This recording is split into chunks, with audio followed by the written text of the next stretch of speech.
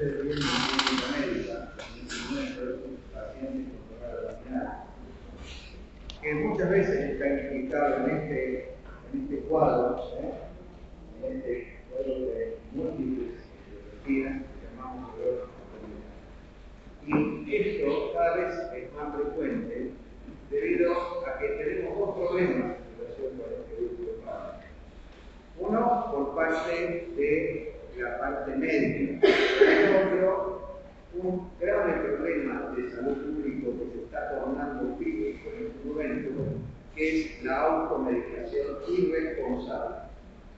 Es decir, nosotros no estamos en contra de la automedicación responsable, es decir, la capacidad que tienen las personas en forma autónoma y responsable de cuidarse a sí mismas en condiciones patológicas que conocen. Pero el problema está cuando no entendemos que esto de esta capacidad autónoma y responsable implica que esto debe ser informado. Cuando falta la información, esta automedicación se vuelve entonces irresponsable. Y una estadística hecha, por ejemplo, por un grupo de farmacéuticos en nuestra ciudad ha mostrado una automedicación del 80% y una autoprescripción de aproximadamente un 37%. Esto nos está mostrando a nosotros que, cuando habla de automedicación, hablando de la automedicación no responsable. Esto le está mostrando un problema crítico de salud pública en nuestra ciudad, que se está llevando muchas internaciones por año y también que, según algunas informaciones, causa la muerte de hasta 75 personas por día. La lleva a internación y en la internación reciben otros medicamentos que muchas veces también generan efectos o reacciones adversas graves. Por eso, uno de los problemas fundamentales que tenemos es ese, desde el punto de vista de la automedicación, como señalé recién, y qué podemos hacer nosotros desde el área nuestra para poder reducir este flagelo, para poder disminuir este. Y el segundo problema es muchas veces la prescripción, digamos, exagerada de los fármacos en exceso cuando no son necesarios, y muchas veces las prescripciones que hacen diferentes profesionales de la salud, donde uno emplea lo que prescribió el otro, pero que de la cajita del anciano se suman, y ustedes van a ver hoy lo que significa la suma de AINES, especialmente en la edad que tiene mayor riesgo. Por eso vamos a trabajar los AINES fundamentalmente pensando en esos dos objetivos fundamentales y llevando una reflexión, por lo menos, ¿qué podemos hacer para actuar en estos dos campos que hemos mencionado? ¿Qué papel nos cabe ahora? Vamos a tomar entonces un caso clínico para comenzar, que después vamos a volver a verlo, a ver qué piensan ustedes, de un paciente hipertenso, grado 2, que está en tratamiento con microbiología y cambios en el estilo de vida, es fumador natado de cigarrillos diarios desde 20 años. Además, desde hace 4 semanas se encuentra en tratamiento con una úlcera duodenal con omeprazol 20 miligramos diarios. Este paciente presenta una lumbalgia de 48 horas de evolución con impotencia funcional y signo de la C, y es recibido en la guardia de un servicio de atención primaria.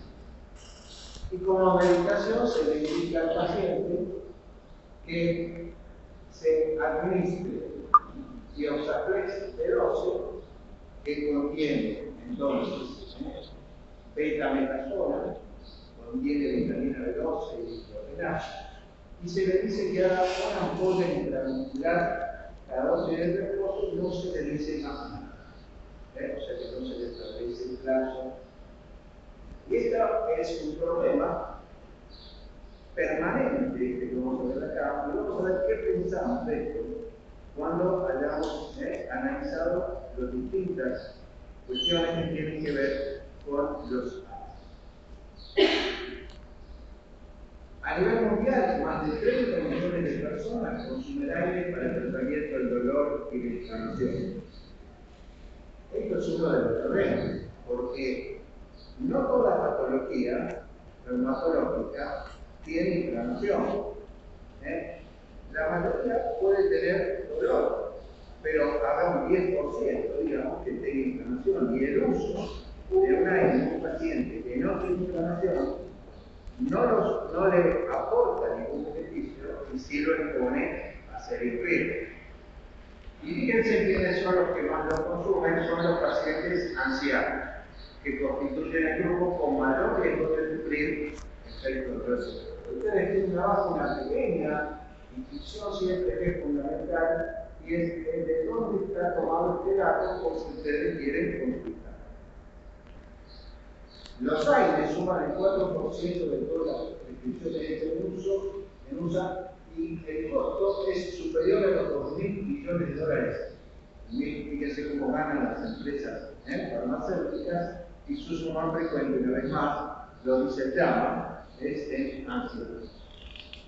La historia empieza entonces porque desde épocas remotas se sabía que la corteza del sauce blanco, salinizada, aliviaba la fiebre y el dolor.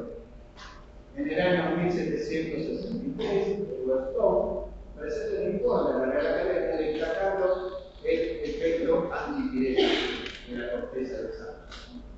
Finalmente, en el año 1829, Leroux cristaliza el principio activo, que es un glucósido amargo de nombre salicílico. Pina aísla a partir de eso, en el año 1836, el ácido acetilsalicílico y Colbert lo sintetiza en el 51. El señor Felix Hoffman tenía un pariente suyo, tenía entonces una enfermedad reumática, y el uso del ácido salicílico trae aparejado gran toxicidad y un sabor intolerable. Entonces este señor Felix Hoffman utiliza protocolos olvidados del año 1853 del señor Gerhard y convierte por un proceso metabólico el ácido salicílico en ácido acetilsalicílico. Y finalmente, en 1897, este señor Hoffman de la Casa Bayer, que consiguiera, como dijimos, sintetizar el ácido con gran pureza, se registra con la patente del 6 de marzo de 1899 con el nombre de aspirina. ¿Y por qué ácido acetilsalicílico se le llama aspirina? Porque una plantita que tiene funciones o acciones similares, mejor dicho, como respiraea unaria, le da el nombre a esto que es el nombre comercial al ácido acetilsalicílico que llamamos aspirina. Ya hablábamos de automedicación y autoprescripción. Vean ustedes entonces lo que pasa hoy con estos fármacos de la aspirina. Ahora contamos con, por ejemplo, este que ustedes ven acá, que es el diclofenac sódico. Aquí ven ustedes el ibuprofeno, aquí ven el celecoxib, el meloxicam, la aspirina. Acá ustedes ven el naproxeno, el ketorolac, el paracetamol y por último la ibuprofeno. Y estos son algunos del enorme plan terapéutico que hay con estos medicamentos. Pero como siempre, no podemos olvidar que el acto de prescribir implica siempre tener en cuenta ciertos factores. Y esos factores son establecer una relación entre la utilidad que se ha dado a ciertos fármacos, o sea, la eficacia, y los riesgos que implica su uso. No hay fármacos sin riesgo, es decir, la relación riesgo-beneficio, la relación costo-beneficio y la conveniencia.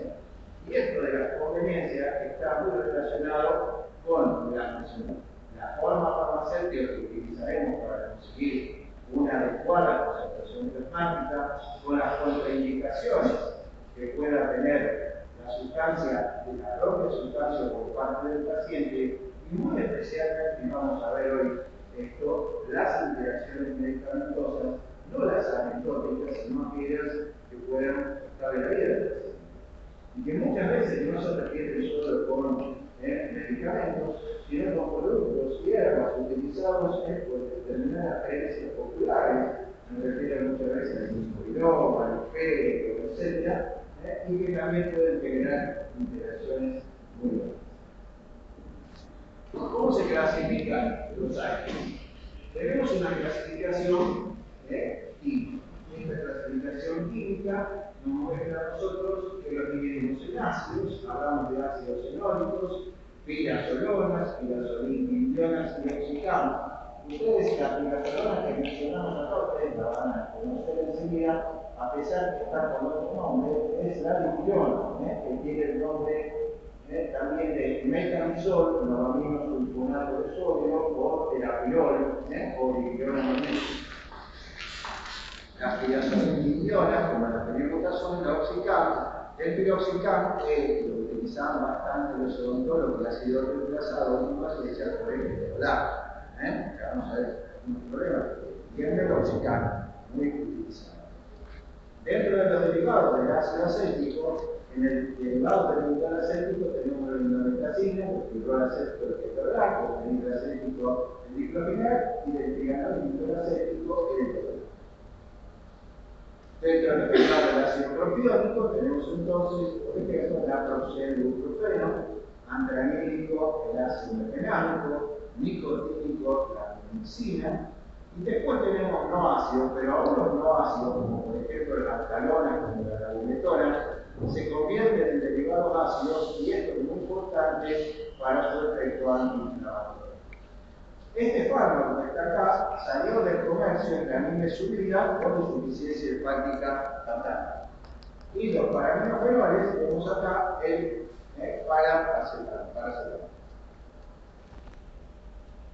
Pero más útil que la clasificación química suele ser la clasificación clínica. Esta clasificación clínica va a clasificar, ¿no es cierto?, a los AINES según su sitio diana o sitio blanco y su preferencia por los mismos. Los AINES entonces actúan fundamentalmente a través de inhibir ciertas enzimas que se encuentran a nivel de la membrana, que estas enzimas cumplen la función entonces de metabolizar el precursor principal de la adenina cilototrieno, que es el ácido graciloso. Esas enzimas las llamamos ciclooxigenasas, ya las vamos a ver en detalle. Estas enzimas cumplen la función entonces de ese metabolismo. Según la preferencia que los AINES tengan por una, por otra o por ambas enzimas, los clasificamos entonces en no selectivos, selectivos y altamente. Por ejemplo, tenemos dentro de los no selectivos, y esto es fundamental, forma una unión covalente asistida en torno irreversible de las ciclooxigenasas a la aspirina, el ácido acetilsalicílico.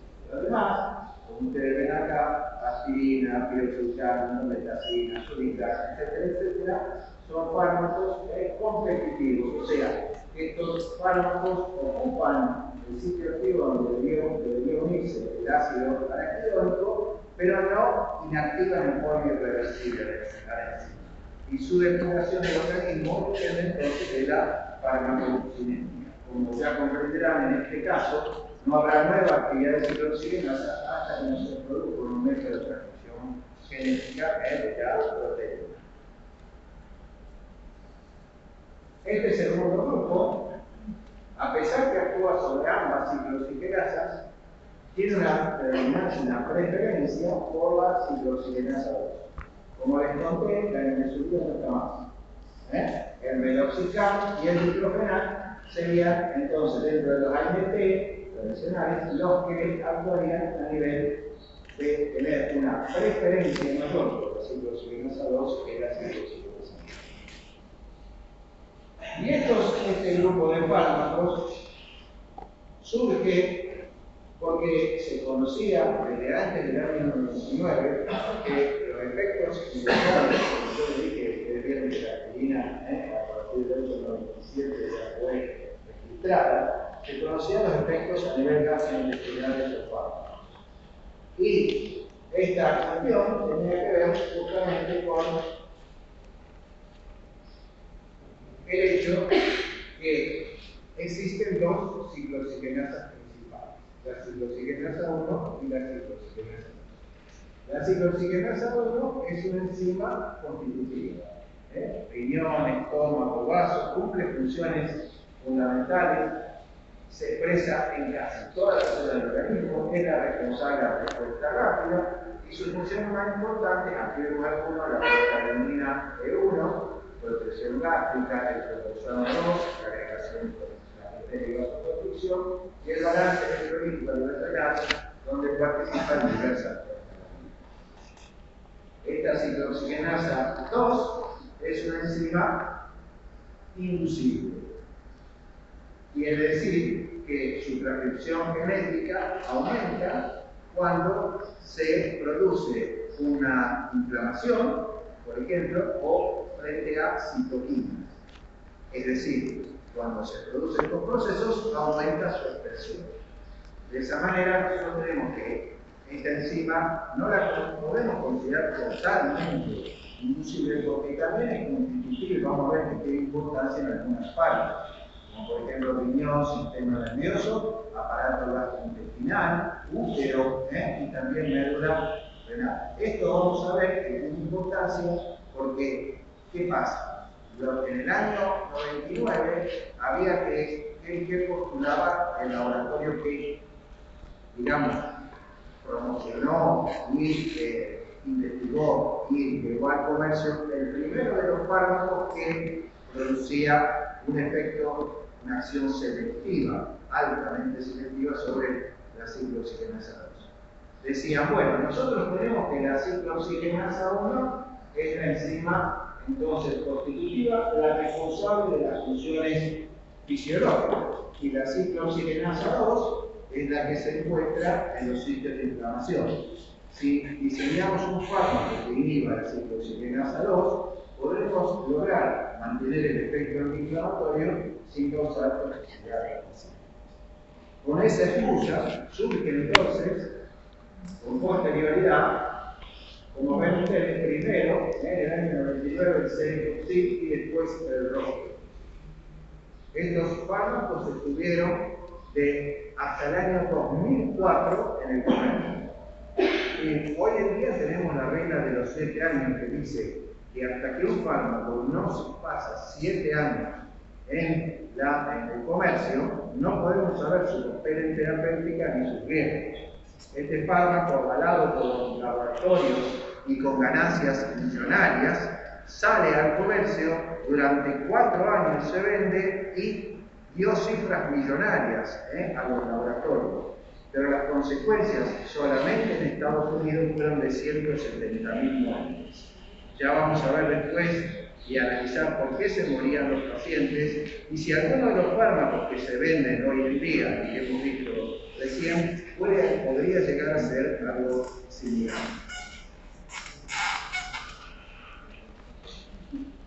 ¿Cómo se produce la síntesis de las prostaglandinas?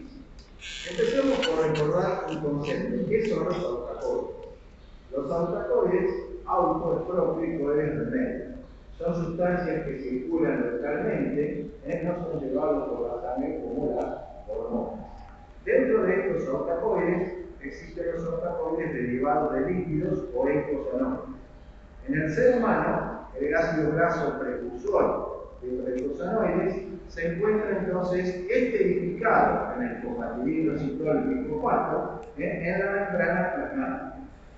Una enzima, la fosfolipasa A2, lo libera y este ácido araquidónico puede seguir 2 caminos: la vía de la lipooxigenasa o la vía de la ciclooxigenasa. Si sigue la vía de la lipooxigenasa, tendremos los leucotrienos. Y si es la de la lipooxigenasa, la leucotrieno. Si tenemos la de la ciclooxigenasa, veremos entonces que se producirán las prostaglandinas y los trombocitos. Esta ciclooxigenasa, como habíamos dicho recién, teníamos la 1 y teníamos la 2 recién descrita.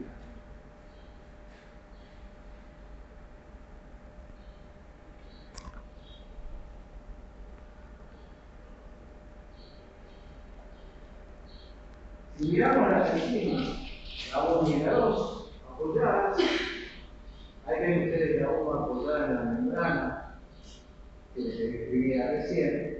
Van a ver que el conocimiento de esto que vamos a ver ahora multiplica tanto. Lo que llamamos el uso en terapéutica, estos fármacos biológicos. La ciclooxigenasa 1 es una enzima que tiene, ustedes pueden tener perfectamente una apertura de entrada al canal donde entra el ácido araquidónico más pequeño que la 2, un sitio donde se metaboliza el ácido araquidónico que es entre la tirosina 385 y la quinina 120, que es mucho más amplio, ven ustedes, el de la 2 que el de la 1. Y por último ven también que junto con el ácido araquidónico penetra el oxígeno y araquidónico, luego de ser procesados, son metabolizados por una unidad de peroxidasa y por eso se llama a las ciclooxigenasas sintetasas de hidroperóxido de prostaglandina, porque tienen una unidad que ustedes ven específica para el proceso de síntesis, que es una peroxidasa. Finalmente, una diferencia significativa y muy importante es que la ciclooxigenasa 2 tiene un bolsillo, fíjense, lateral que no tiene la 1. Entonces nosotros podemos pensar algunas cosas ya en relación con la práctica clínica. Por ejemplo, yo les pregunto a ustedes qué dosis se utiliza en la profilaxis secundaria del accidente cerebrovascular o de la trombosis coronaria. ¿Qué me dicen? Y nos preguntamos entonces 100 miligramos, ¿por qué no 500? Nosotros vemos perfectamente que si nosotros tenemos esta ciclooxigenasa que acepta menos ácido araquidónico que esta, en hecho yo necesitaré menos aspirina para bloquearla. Y tengo que tener cuidado, porque ¿qué pasa si yo uso 500? Entonces ya bloquearía la ciclooxigenasa 2. Y vamos a ver que ahí, luego después, lograría un efecto contrario al que deseamos. Por eso es que se utilizan siempre, y ustedes busquen, cada vez buscamos menos, utilizar las dosis más bajas, para actuar exclusivamente sobre la ciclooxigenasa 1. Es más, 40 miligramos, digamos, es importante, ya con 40 miligramos, a nivel ya presistémico, ya se produce un efecto de, sobre las plaquetas, como vamos a ver. ¿Se entendió esto? ¿Alguna pregunta?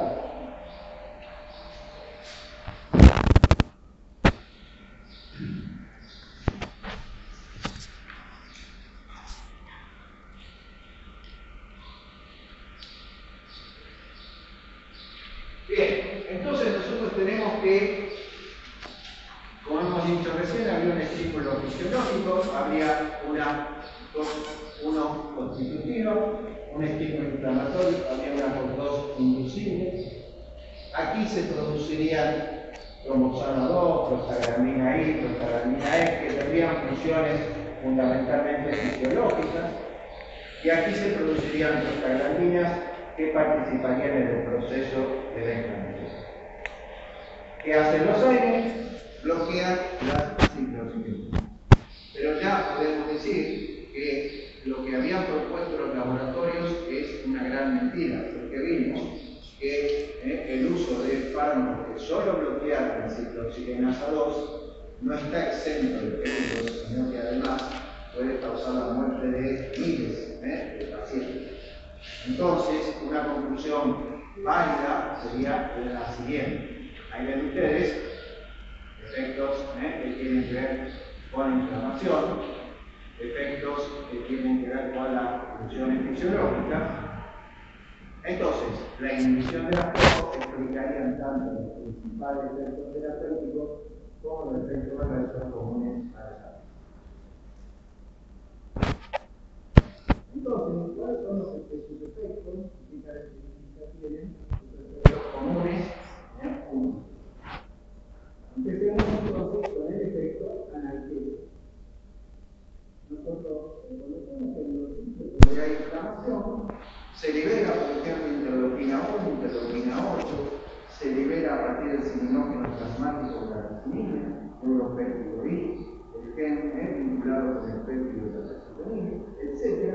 sustancia que tiene que ver con la producción de prostaglandinas. Estas prostaglandinas ejercen una acción sensibilizante, donde bajan el umbral de los vasoreceptores polipodales de la fibra C angulina. ¿Qué hace los Zymes y la aspirina? Lo que hace es inhibir la síntesis de la prostaglandina, por lo tanto normalizan este umbral defendido, esa sensibilidad aumentada, y de esta manera alivian el dolor. Es decir, que los estímulos que son habitualmente indoloros, estímulos mecánicos y químicos, se vuelven dolorosos cuando las prostaglandinas sensibilizan a los vasoreceptores. La aspirina revierte esta situación. ¿Estamos? Este efecto analgésico nos dice que estos fármacos son útiles para dolores de tipo leve a moderado, principalmente tegmentarios, que son menos eficaces que los opioides, pero que a diferencia de ellos no tienen el efecto de estresor respiratorio, dosis terapéuticas, ni producen adicción. Por ejemplo, ustedes conocen la heroína, hablemos de la heroína, saben que es una sustancia fuertemente adictiva. Y muchos productos que ahora están usando en el cáncer, por ejemplo la oxicodona, también es un fármaco que produce problemas en Estados Unidos, por ejemplo. Bueno, lo que sí es que no podemos decir que es absoluto esto de para el dolor tegmentario, porque es una excepción. Esa excepción es el dolor de víscera hueca de la dismenorrea. En el proceso que llamamos dismenorrea se produce liberación de prostaglandinas por el endometrio. Estas prostaglandinas contraen el útero y el intestino y producen el cuadro que conocemos como dolor premenstrual. Y sería la excepción a la regla del dolor tegmentario. ¿Cómo se sabe muy brevemente, para no detenernos mucho en esto, que realmente es así? Porque las prostaglandinas, cuando se usan como abortivas, causan dolor, y la administración intravenosa causa también cefalea y dolor vascular. Por eso sabemos que están implicadas en el dolor, y lo que hace la aspirina, que tiene que ver con inhibir la síntesis de prostaglandinas, porque sobre las ya formadas no tiene ningún efecto. Segundo punto, efecto antipirético. El efecto antipirético tiene que ver con que cuando tenemos situaciones en las cuales se produce el rechazo de trasplante, siempre tenemos tumores, corazopatías, infecciones, en esas situaciones se produce liberación de distintas sustancias del sistema inmune. Por ejemplo, la interleuquina 1B, la interleuquina 6, el interferón alfa y beta, y el factor necrosis tumoral. Esta, a nivel del área periódica del hipotálamo, produce una liberación de prostaglandinas, la prostaglandina E, y esto aumenta el AMP cíclico. Este AMP cíclico juega de tal manera que inclina los mecanismos de ganancia de calor y pérdida de calor hacia la ganancia de calor, y así esto, fíjense ustedes, es que se eleva todo el mecanismo por la acción del AMP cíclico en el centro termorregulador, y si el centro termorregulador marca en el centro registro una temperatura más elevada, se ponen, como dije antes, en juego todos los mecanismos para ganar. ¿Está? ¿Qué hace entonces nuestra amiga la aspirina? Y bueno, y los aires, lo que hacen es inhibir la síntesis de prostaglandinas. Y ya que estoy acá, les cuento que además de la ciclooxigenasa 1 y 2 que hemos visto, a nivel del área periódica del hipotálamo, existieron ciclooxigenasa que llamamos ciclooxigenasa 3, y que explicaría, por ejemplo, por qué el paracetamol tiene una acción antipirética en la zona correspondiente al área periódica y no a nivel periférico. Porque a nivel periférico, los endoperóxidos elevados que se producen en el sitio de la inflamación le impiden una acción efectiva sobre inhibiendo las ciclooxigenasas.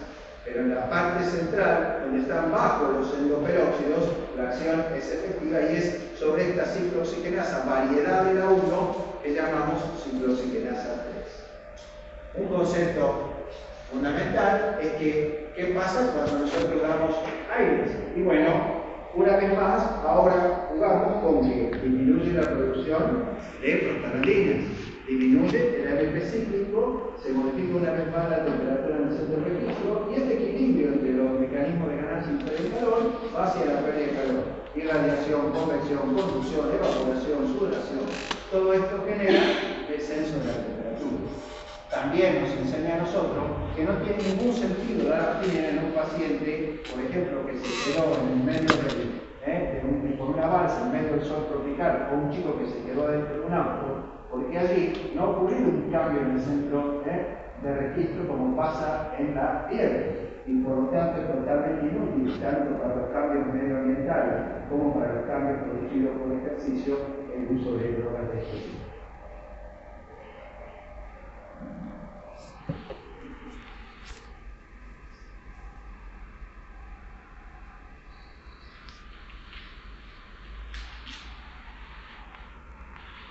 Efecto antiagregante plaquetario. Bueno,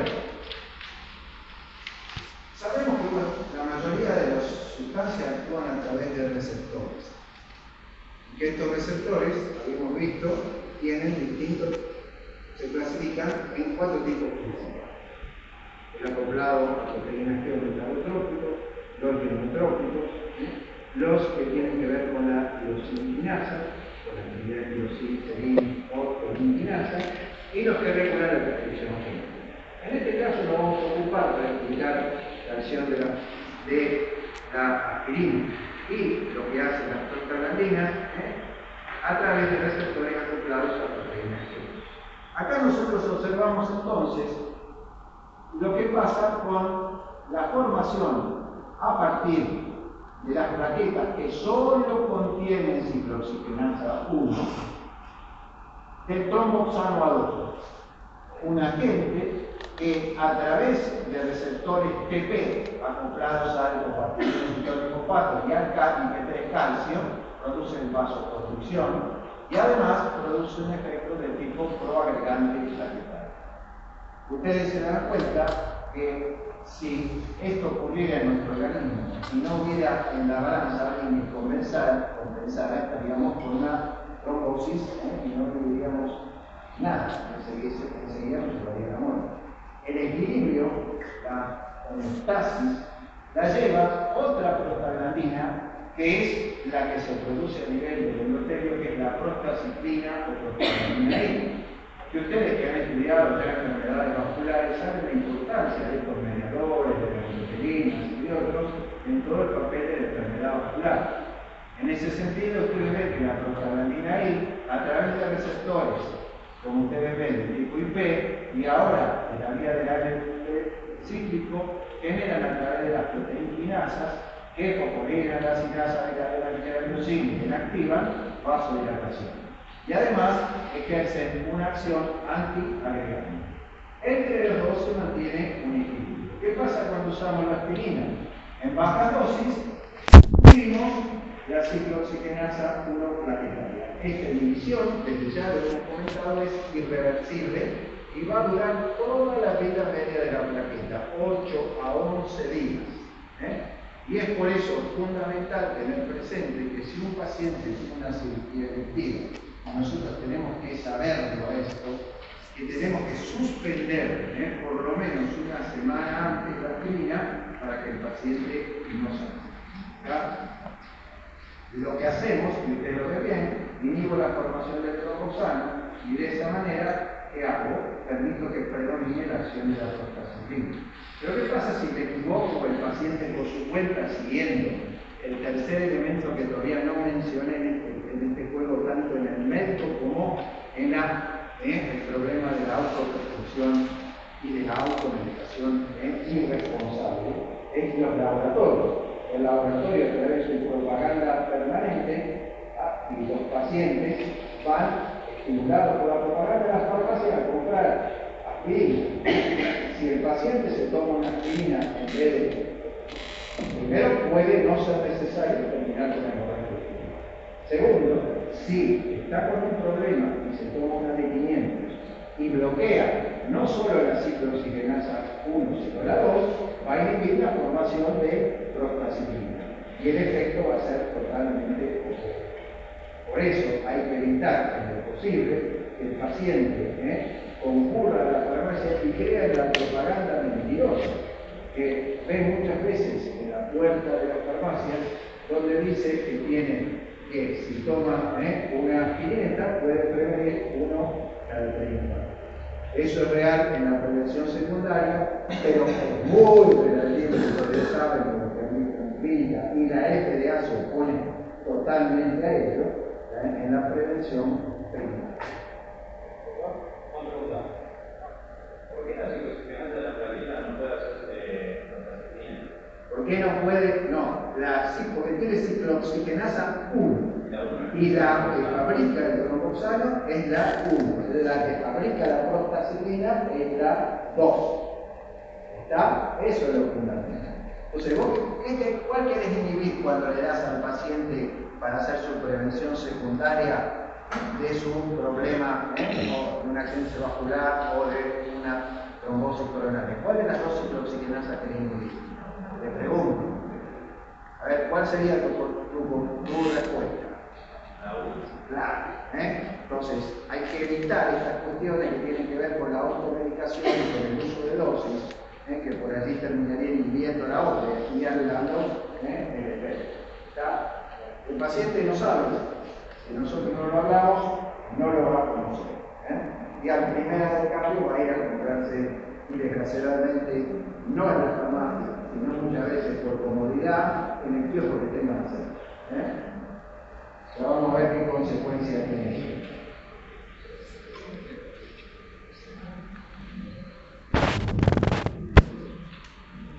Bueno, y ahora les voy a hablar un poco del efecto antiinflamatorio.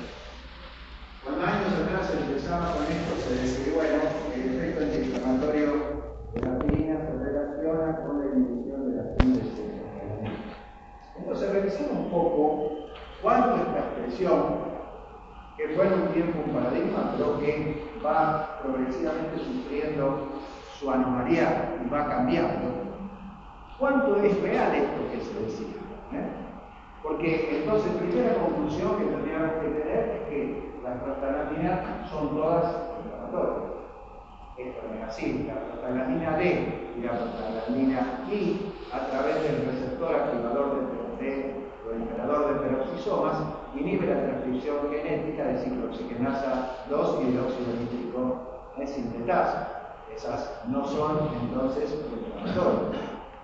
Y además, tenemos que se han demostrado distintas propiedades que obviamente debemos seguir estudiando en las distintas fases de la inflamación. Por ejemplo, si nosotros tomamos, ustedes saben que en el proceso inflamatorio diversas células, como por ejemplo los leucocitos, los neutrófilos, van a dirigirse, van a mirar hacia la pared vascular. Esto va a ocurrir fundamentalmente favorecido por ciertas sustancias, como por ejemplo la glucoproteína y el hidrato de carbono de superficie, y por moléculas que se expresan en ellos, como por ejemplo las selectinas E, L y P, las integrinas glucositarias, es decir, moléculas de adherencia. Entonces, todas estas células migran, ¿no es cierto?, y se adhieren a través de estas sustancias de adherencia, como por ejemplo los más, el factor de adherencia intercelular y el factor de adherencia vascular. Bueno, sería interesante decir que algunos AINES podrían inhibir la actividad o expresión de estas moléculas de adherencia.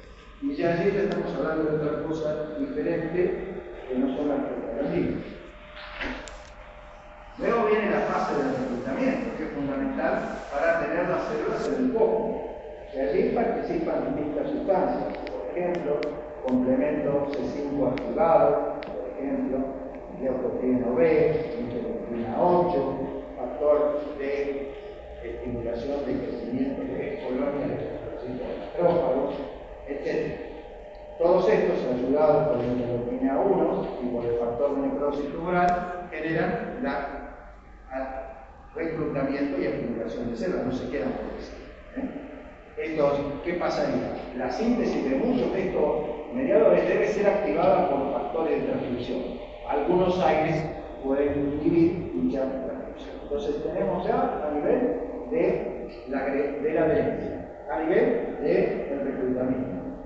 Y ahora veamos algunos salicilatos, qué cuestiones interesantes se han encontrado. Se ha visto que algunos salicilatos son capaces de aumentar la liberación de adenosina, sustancia antiinflamatoria.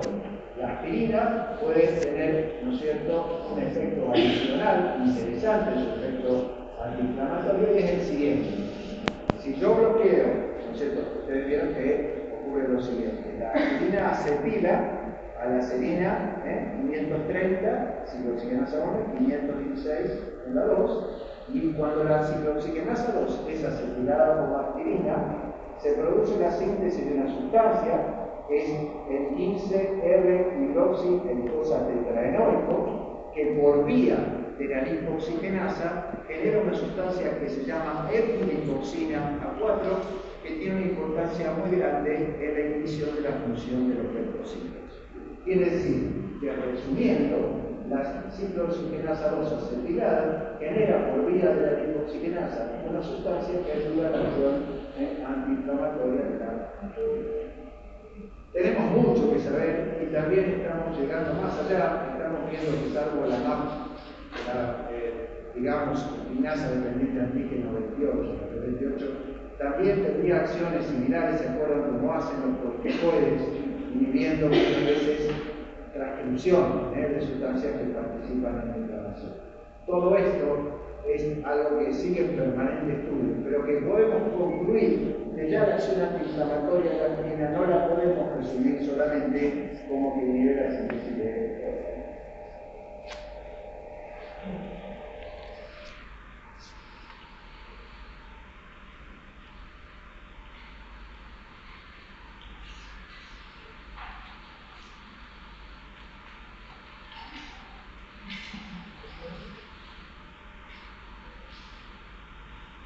Bien, así como hemos visto los efectos, y ojo, la única que tiene y se utiliza en la profilaxis de trombosis cerebral coronaria es 100 miligramos en el caso de la coronaria, que es 125 o menos en la cerebral, es la aspirina. Aunque se ha demostrado con otros fármacos que lo pueden hacer, en el naproxeno es mucho menor el efecto y no se utilizan con esa herramienta.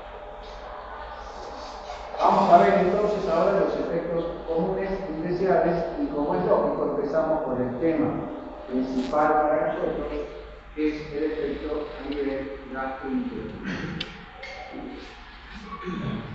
Diversas alteraciones pueden ser producidas entonces a nivel gastrointestinal por estos fármacos, de intolerancia gastrointestinal, gastroenteritis, úlcera gastrodenal, perforación de úlcera y hemorragia digestiva. Esto se debe fundamentalmente a que las prostaglandinas son fundamentales en el estómago y su acción se ve también a través del receptor. Por ejemplo, ustedes saben que es muy importante la función de la bomba de protones del estómago. A nivel de la membrana vasolateral, la presencia de un receptor de prostaglandinas, donde la prostaglandina E y la prostaglandina I actúan, ejercen a través de un mecanismo mediado por una proteína G una inhibición, digamos, distal de la bomba de protones. Y de esa manera, el efecto de las prostaglandinas es reducir la secreción de ácido clorhídrico. Además, a nivel de la célula mucosa del estómago, una proteína GS estimula la producción de moco con el atrapamiento de bicarbonato, y esto es fundamental para la protección de la mucosa. La acción vasodilatadora finalmente incrementa la circulación, y todo esto protege al estómago contra los agentes gastroenteritis. Cuando nosotros utilizamos los AINES, y voy a decir los AINES en general, estamos inhibiendo la síntesis de prostaglandinas. Y esto está haciendo que ocurra todo lo contrario. Es decir, que tengamos un aumento de secreción de clorhídrico, una disminución de mocos protector y de irrigación, lo cual favorece la lesión por agentes gastroenteritis.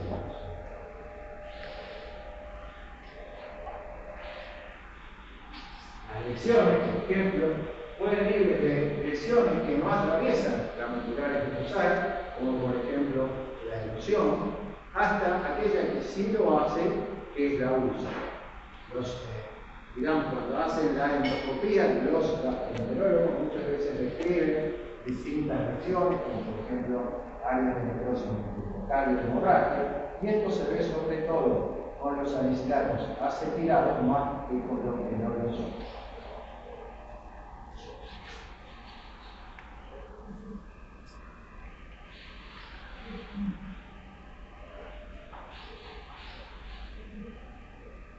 Aquí vemos nosotros lo que recién señalado. Ven ustedes la célula parietal. Bueno, se puede.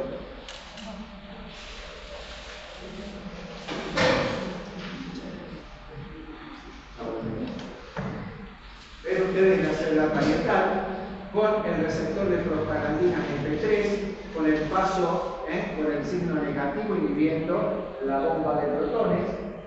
Y ven el receptor F3 en la célula superficial epitelial, que tiene que ver entonces con el mecanismo positivo con la producción de mucus, como dije anteriormente. Pero todo este riesgo se ve sumamente incrementado y se vuelve fundamental para nosotros el interrogatorio al paciente, como mucho más en este caso. Siempre debemos preguntar a los pacientes qué medicaciones, qué hierbas están utilizando, no solo qué medicaciones, y qué comen. Esto es importante, pero además, en este caso, hay factores que pueden hacer que en estos pacientes, si existe ese factor de riesgo, esto genere una hemorragia digestiva total. En ese sentido, la edad avanzada es uno, el uso de anticoagulantes, nosotros lo vamos a ver, acá usamos el acenofumarol, después vamos a analizar el mecanismo de ventilación y el problema gravísimo, ¿no? En primer lugar, le va a sangrar evidentemente va a ser el estómago y después dosis elevadas de AINES, úlcera o sangrado previo, uso de corticoides, porque los corticoides, ¿no es cierto? Nosotros esto llamamos AINES, antiinflamatorios no esteroides. ¿Por qué lo llamamos así? Para diferenciarlo de los esteroides, los corticoides. Los corticoides, se acuerdan de lo que mostré hace un ratito, a través del mecanismo de transcripción genética, producen la lipocortina. La lipocortina inhibe la fosfolipasa 2 y entonces se inhibe la liberación del sustrato tanto de deshidroxigenasa como de lipoxigenasa. Esto reduce la síntesis de prostaglandina y, aún sumado a los aires, se imaginan, pueden producir una hemorragia digestiva que muchas veces además podría llegar a ser por tapar la inflamación indolora. Así que, hoy en día cuando se habla de corticoides, ustedes van a ver muchas veces en la referencia bibliográfica que se duda que ellos de por sí produzcan la lesión, pero si se suman alcohol o se suman a corticoides, la cosa ya varía. Enfermedad cardiovascular, porque se utilizan justamente estos fármacos, más de un año, como les conté, los viejitos muchas veces les prefieren distintos médicos, distintos AINES, y uno no sabe el otro, uno no sabe el farmacéutico, y el uso de aspirina por distintos motivos, muchas veces injustificados y en creencias que tiene la gente, que es calma los nervios, que la ansiedad, que es una gripe, etc. Nada de esto es real. Y muchas veces el paciente niega cuando uno le pregunta si toma aspirina, si toma algún medicamento. Entonces es mejor preguntar directamente si toma aspirina o nombrar los que más comúnmente se conocen, para ver si realmente es así o no.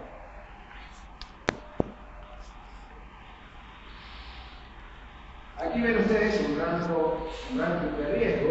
Esto es a las dosis usuales, aumenta muchísimo si nosotros hablamos de dosis, digamos, mayores. El que parece tener mejor perfil de tolerancia parece ser el ibuprofeno y el diclofenac a nivel gastrointestinal. Después ya vemos nosotros como, por ejemplo, la aspirina ya tiene un riesgo aumentado y la eritrometacina pasa al doble, de 4 por 8 a 8. Teniendo el piroxicam, que hablaba hoy, un riesgo de 9, y la azopropazona es el con riesgo 11,7. Esto está tomado de British Medical Journal.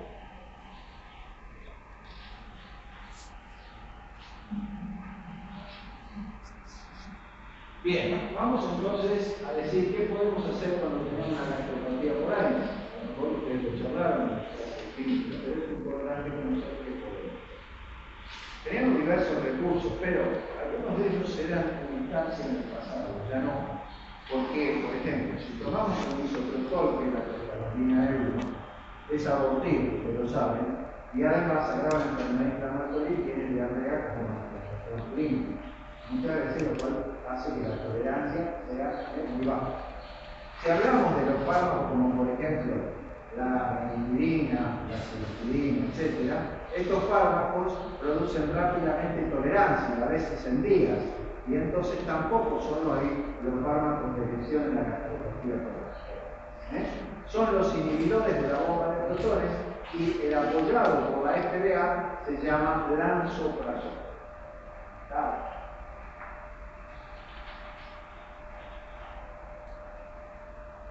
A nivel renal, nosotros podemos tener que los AINES pueden producir distintos tipos de efectos.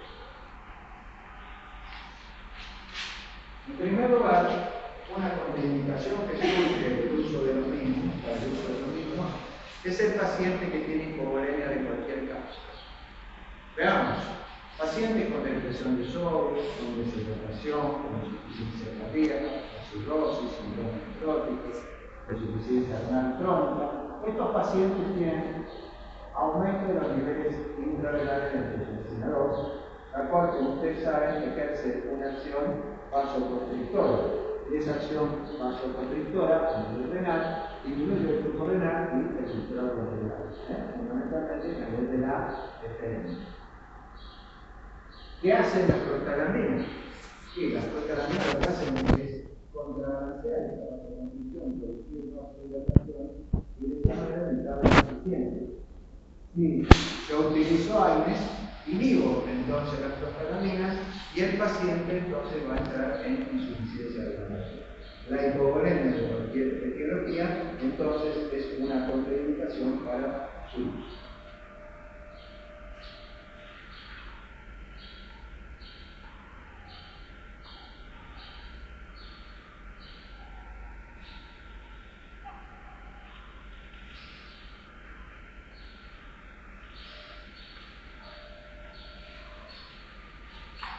Debe tenerse un efecto de tanto de los años. Y vamos a ver algunos.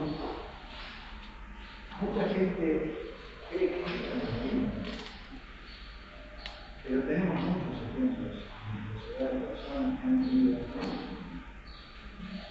obviamente por cuestiones de identidad y demás no lo voy a contar, pero gente muy conocida. Me refiero a la nefropatía por año. Si lo ubicamos dentro de la nefropatía por analgésico, dentro de la clasificación de reacciones adversas por fármacos, pertenecería a la categoría C. También tiene participación de la categoría A, es decir, que depende de la dosis y del tiempo de utilización. Las mezclas de analgésicos han producido especialmente en mujeres que tenemos tenido esta patología. Esta patología muestra la anatomía patológica, un riñón que presenta dos tipos de lesiones, la necrosis papilar y la nefritis intersticial crónica. En estos casos, la mayoría de las veces, en los estudios que se han realizado, son mujeres que tienen la característica de tener una tendencia al abuso de fármacos, no solo de AINES, sino de toxilacetina, del alcohol, y que presentan en la historia clínica infecciones urinarias a repetición y trastornos emocionales, lo cual aumenta el consumo de los fármacos. En este caso, se ve que la primera alteración que se produce es una alteración a nivel de la concentración de la orina, después produce disminución de la prestación glomerular y finalmente va a la insuficiencia renal. Esto implica estar en la lista de espera para trasplante y en hemodiálisis. Por eso, tengan en cuenta y hay que evitar el uso de estas mezclas analgésicas que al principio tenían fenacetina e hicieron que esta riñón se llamara el riñón fenacetina, por la anatomía patológica. Y además se demostró que se intentó imprimir las mezclas analgésicas en muchos países con la espera esperanza que no haya más neuropatías por analgésicos, y sin embargo en algunos casos como tal no desapareció totalmente, lo cual hizo que los científicos informaran que hay una cierta predisposición también, tanto con los fármacos aislados como con las mezclas, para presentar estas patologías. Además de la nefritis intersticial crónica, también pueden producir nefritis intersticial aguda. ¿Cuántas veces ustedes habrán pensado esta situación en la cual el paciente viene a la consulta, tiene hipertensión arterial y muchas veces se lo ve salir medicado con la clásica aspirina? Y nosotros pensamos, si este señor tiene una hipertensión arterial que no se está controlando, ¿qué pasa cuando toma aspirina? ¿Qué ocurre? Entonces, para contestar esto, pensemos qué hacen las prostaglandinas renales. En el riñón tenemos ambas ciclocinas, como hemos dicho, la 1 y la 2, pero parece ser más importante la ciclooxigenasa 2 en las prostaglandinas renales. Como concepto general, las prostaglandinas renales son natriuréticas y vasodilatadoras. De esta manera, inhiben la absorción de cloruro de sodio y agua, disminuyen la sensibilidad a la antidiurética en el tubo contorneado distal, y de esa manera, ustedes saben, y producen vasodilatación, y de esa manera son fundamentales porque la presión arterial, mal llamada presión, la tensión arterial, fuerza sobre la superficie, la tensión arterial está vinculada con el volumen intracardíaco y la resistencia periférica total.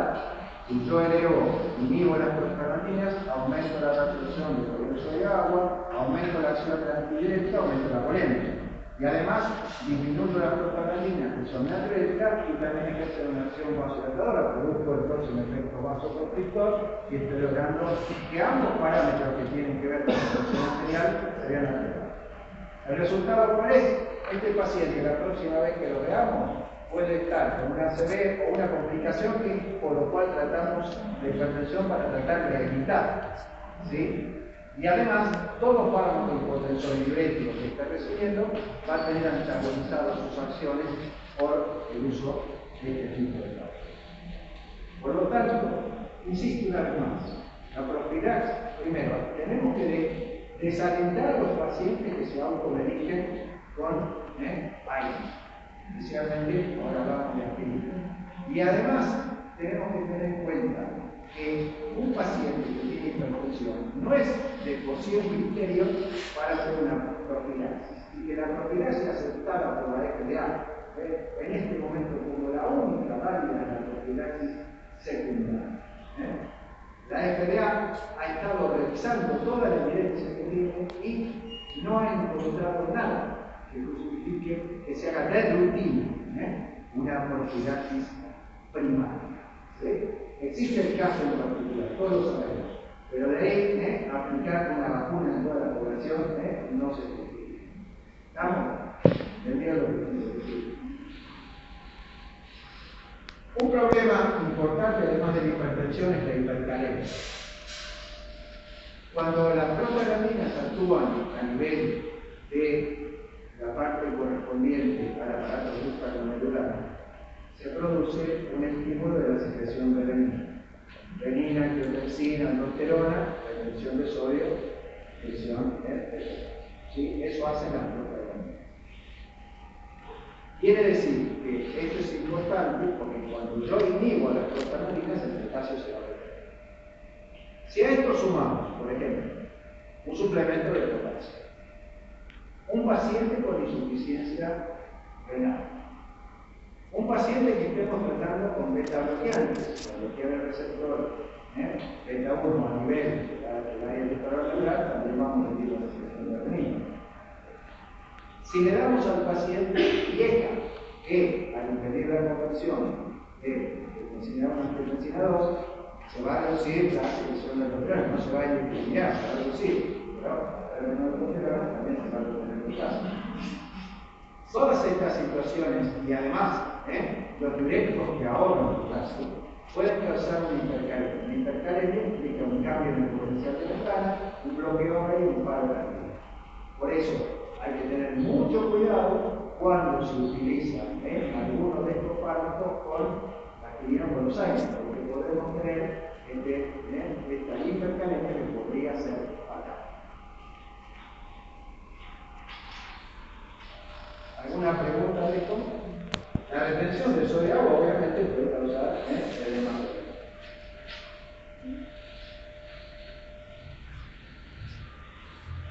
Bien, a nivel de la coagulación, entonces nosotros ya decimos dos cositas nomás, ya hemos hablado, que inhibe en forma irreversible la ciclooxigenasa plaquetaria por toda la vida media de la plaqueta, 8 o 11 días.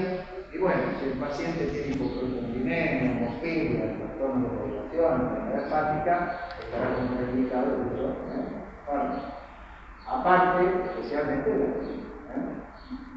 y aparte de eso, como dije, acuérdense que 325 miligramos pueden prolongar el tiempo de sangrado al doble durante aproximadamente 4 días. ¿Se acuerdan de los sanguíneos? En la dirección, pero prolonga al doble aproximadamente ese tiempo de tiempo. De tal manera que, entendiendo eso, si el paciente va a cirugía, no se olviden que se suspende el trabajo de menos.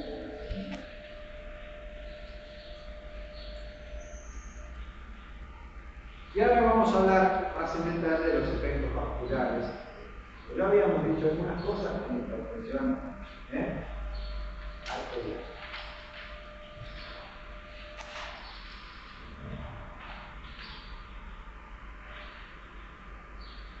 Aquí volvemos a ver ambas ciclooxigenasas. Y vemos entonces la ciclooxigenasa 1, con su sitio activo más pequeño, con su entrada al canal más pequeño. Aquí vemos la 2, con su sitio activo mucho más grande, la entrada mucho más grande, y el bolsillito lateral. Ustedes ven como mi mano se va, igual que mi mano en este momento, un inhibidor selectivo, altamente selectivo de estos dos, produce un bloqueo y se engancha en el bolsillo lateral de tal manera que la bloquea totalmente. Y a las concentraciones que se utilizan en clínica no se produce el bloqueo de la ciclooxigenasa 1.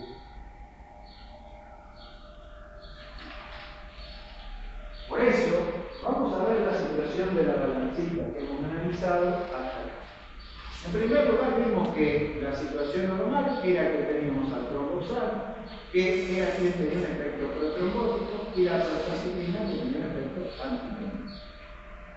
Cuando usábamos aspirina en baja dosis, inhibíamos la formación en forma irreversible, la formación del tromboxano 2 por toda la vía de la plaqueta. Esto ustedes lo saben, las plaquetas son células nucleares, con poca capacidad de sintetizar proteínas, por eso, hasta que no se fabrican nuevas plaquetas a partir de la característica ósea, no tenemos nueva actividad de síntesis. Entonces, aquí nosotros bajamos la aspirina, hacemos que predomine la parte de la prostacyclina y tenemos un efecto antitrombótico. Si yo aumento y doy mucha dosis, se acuerdan bloquear y ya hay. ¿Qué pasa con el rofecoxib, con el celecoxib, con los fármacos que son entonces inhibidores altamente selectivos de los dos? Fíjense, dijimos que cuando se inhibía, ¿no es cierto?, la ciclooxigenasa 2, que era la que produce la prostacyclina, con concentraciones terapéuticas, no se inhibía la ciclooxigenasa 1, que es la plaquetaria que fabrica el tromboxano. De tal manera que se reduce la formación de prostacyclina en presencia de una formación continuada de tromboxano. Esto lleva a un efecto protrombótico. ¿Está? Como les contaba, y ahora ampliando un poco la información, no se me entiende, en el año 99 surgen estos productos, que no el celecoxib y todo el rofecoxib, y permanecieron en el comercio hasta el 30 de septiembre del 2004. ¿Qué fue lo que hizo que salieran del comercio? Porque mientras tanto el laboratorio contrató científicos que no eran los originales y firmaban, se llaman ghostwriters, contrató abogados para defenderse contra las acusaciones que hacía contra su producto, Pero finalmente un estudio que se llamó APPROVED, que es Adenomatous Polyprevention Bios Study, se llama Bios Aldosteroxid, era el nombre comercial, mostró lo siguiente. Lo que se quería era ver lo siguiente: disminuir la posibilidad que los pólipos, digamos, que tenían los pacientes en su colon, o sea, que el adenoma colorectal se convierta en cáncer en la adultez. Y con esa finalidad se le dio a los pacientes, a un grupo se le dio rofecoxib y al otro grupo se le dio placebo. Bueno, ¿cuáles fueron los resultados? Fue el siguiente: los que tomaban rofecoxib, se les dio rofecoxib, tenían una posibilidad, digamos, de 45 con respecto a los que estaban con placebo, 25, de presentar un accidente cerebrovascular o un infarto de miocardio.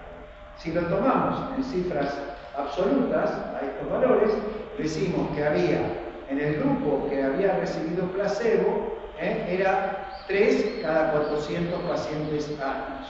En el que había recibido rofecoxib, 6 cada 400 pacientes años. El doble.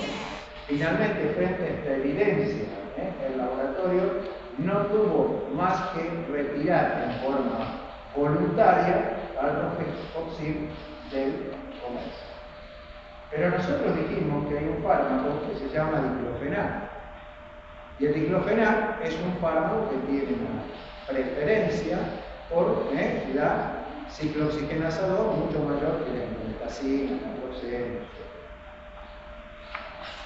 Entonces nos preguntamos si el diclofenac no podrá causar el mismo desastre que hizo el rofecoxib.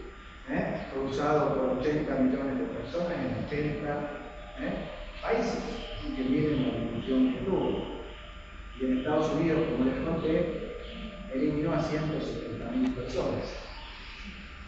¿Qué se tiene hasta ahora claro? Bueno, este es un informe de la Agencia Española de Medicamentos y Productos Sanitarios. Ellos nos dicen lo siguiente: nos dicen que tras la revisión de los últimos estudios publicados, el balance riesgo-beneficio de los ARNI se mantiene favorable. Para el ibuprofeno y naproxeno, los resultados de estudios recientes son acordes con la información proporcionada en las fichas técnicas de estos medicamentos. El diclofenac parece tener un mayor riesgo cardiovascular de tipo arteriotrombótico que el ibuprofeno y naproxeno y continúa en evaluación. Para el resto de los años, la información es insuficiente para obtener conclusiones. Los AINES se deben utilizar a las dosis eficaces más bajas y durante el menor tiempo posible, teniendo en cuenta los factores de riesgo cardiovascular y gastrointestinal de cada paciente.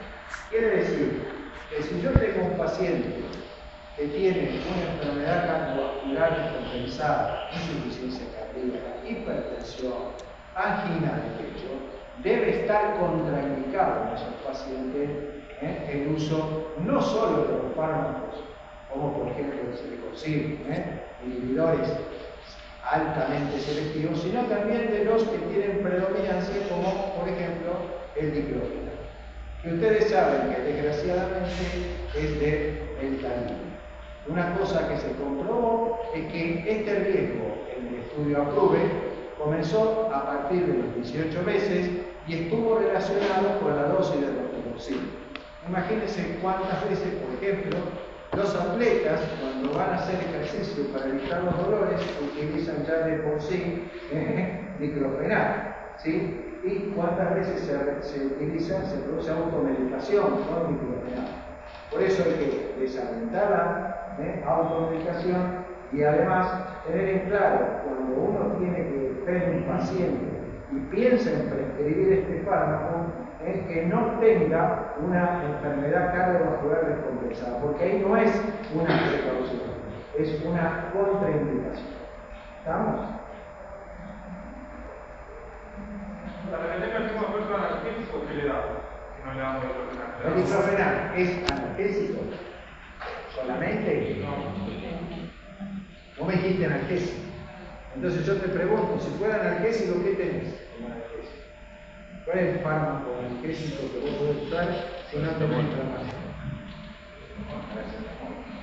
Ahora, si tenés un paciente que la excusa del uso de un por dos es justamente el hecho de decir voy a producir menos daño en el estómago, pensar también que ese paciente, si tiene una enfermedad cardiovascular seria y le da diclofenac, puede morir por un infarto de miocardio, por un accidente cerebrovascular, que es lo que vos estás tratando permanente de evitar en los pacientes. Y una cosa más.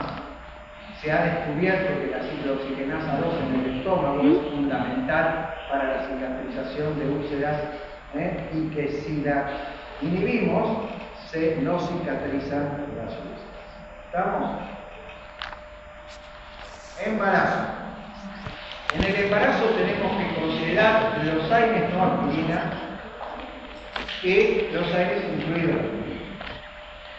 Vamos a empezar por los efectos en la madre. En la madre, obviamente, ustedes saben que las prostaglandinas y la oxitocina, lo saben cada químico, son fundamentales para el inicio del trabajo del parto. Es decir, para darle motor aquí. Si utilizamos AINES en el tercer trimestre, aún la indometacina, que como máximo podría darse hasta las 32 semanas, tenemos un riesgo cierto, y ese riesgo cierto tiene que ver, entonces, con la madre y con el chico. A nivel de la madre, nosotros sabemos que podemos prolongar la gestación, complicar el trabajo de parto y parto, favorecer hemorragias pre y postnatales, y además aumentar la mortalidad perinatal y puede producirse bajo peso al nacer. Además, oligohidratos. A nivel del chiquito, sabemos el efecto fundamental, recordar que los pulmones, mientras el chico está intraútero, se encuentran, hay vasoconstricción, hay hipoxia. Y es fundamental, entonces, que la función que cumple el ductus, al permitir groseramente que el corazón pueda enviar, ¿no es cierto?, la sangre hacia el organismo, llevar energía, oxígeno y nutrición. Las prostaglandinas mantienen abierto el ductus. El uso de AINES puede cerrar el ductus causando hipertensión pulmonar y de esa manera la muerte de.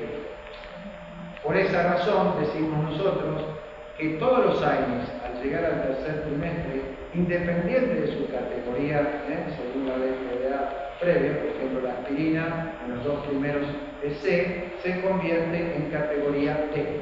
¿Y por qué D? Porque tenemos que, para decidir el uso de aspirina, tenemos que entender que el beneficio aceptable, que el beneficio que podemos obtener pueda ser aceptable a pesar del riesgo potencial, porque, por ejemplo, esté amenazada la vida.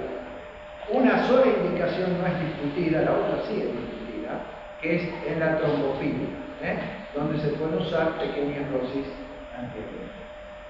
Y también dije que tenemos que tener en cuenta los años no aspirina y durante todo el embarazo. ¿Vieron una mamá muchas veces medicada con ibuprofeno, por ejemplo? Hay estudios claramente realizados en relación con que los AINES no aspirina pueden aumentar la posibilidad de aborto. Así que no hay que usar, la única sustancia que se puede usar para calmar el dolor en una mujer embarazada es el paracetamol.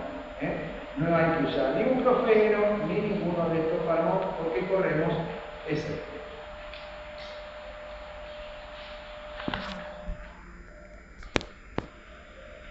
Ahí está un resumen. Entonces, ya lo he dicho recién, un poco más simpático para que ustedes se acuerden que hay que acordarse de un binomio matérico y no solo de la mamá. Y si queremos preservar a esa mamá, no la mediquemos con otra sustancia que no sea paracetamol, si se requiere también. Bien. Acá otro problema con la comunidad. O sea, hoy les decía yo a ustedes que la propaganda muchas veces lleva a que las personas se acerquen a los kioscos, donde no hay supervisión de un farmacéutico, por lo tanto, la automedicación que la madre puede hacer sobre su hijo es irresponsable, o la que puede hacer el paciente que va ahí al kiosco a comprar el fármaco. Y en este caso, un problema grave que seguimos teniendo y esperamos que no se vea más, es el llamado síndrome de Reye. El síndrome de Reye es una reacción de tipo B, es decir, una reacción no conocida antes de la autorización, una reacción rara, una reacción potencialmente fatal y una reacción independiente de dosis con asociación epidemiológica, relacionada con la acción de la aspirina sobre las mitocondrias a nivel del encéfalo y del hígado, produciendo una hepatopatía, encefalopatía grave, que clínicamente se manifiesta con letargia, confusión, irritabilidad, densidad, confusión, coma, aumento de la urea y de las transaminasas, y que muchas veces no sabemos entonces qué chico la va a hacer y qué chico no. Está asociado exclusivamente, hablando de fármacos, con la aspirina. Entonces, no debemos usar en chicos con fiebre y antecedentes de contacto con virosis, principalmente varicela y gripe, aspirina o aspirineta o lo que sea, porque no sabemos cuál de esos chicos va a ser Reye o adolescentes. Entonces, ¿qué dice la literatura, digamos, Inglaterra respecto de las normas? Bueno, ellos dicen que hay que usarla después de los 16 años.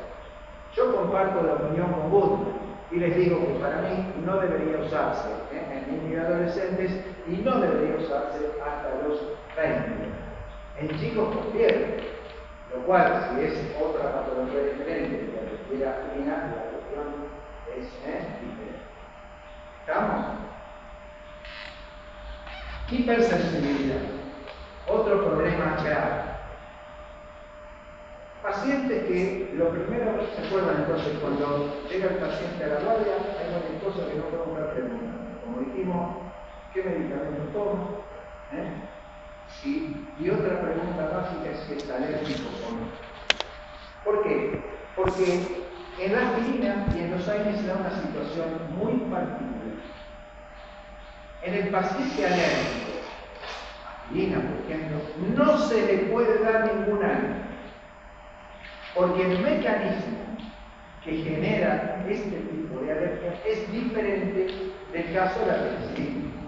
Por ejemplo, yo tengo un paciente alérgico a la penicilina, busco una de otra estructura química de penicilina, ejemplo, le doy para la prueba. Pero en este caso, yo, si el paciente es alérgico a aspirina y le doy ibuprofeno, se muere.